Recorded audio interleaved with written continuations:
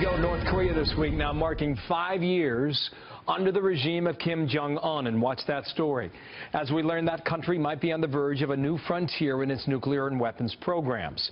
We're getting reports the North is prepping for another nuclear test. Will that happen? We don't know. But Japan's prime minister is saying it now be capable of launching missiles tipped with deadly sarin gas.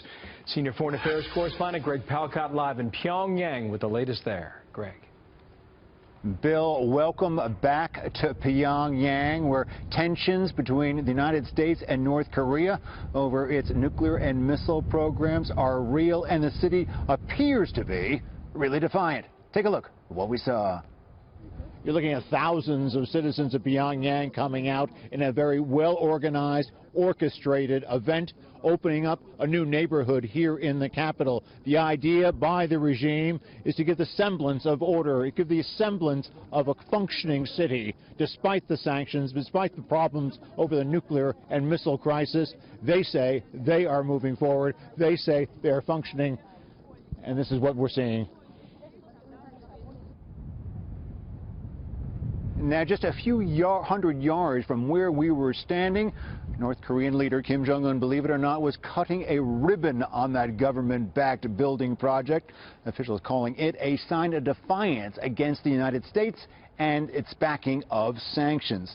This event is in advance of Saturday's anniversary of the birth date of Kim Jong-un's grandfather, the founder of North Korea, Kim Il-sung.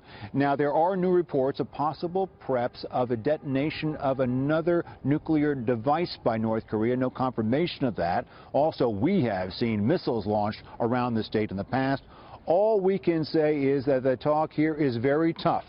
Officials telling us they will never give up their banned nukes or missiles and would be more than happy to respond in kind if the United States chose to stage a preemptive strike.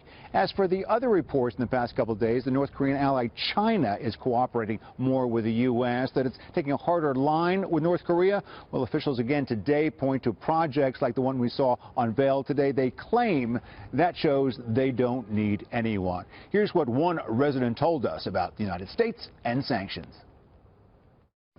We don't really care, and we lived under the sanction of U.S.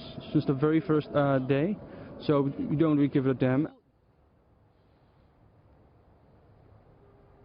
We must note that that quote and much of the work that we do here has government officials somewhat nearby. But there is so much to see, there is so much to hear, and it has been 5 years since we have been here.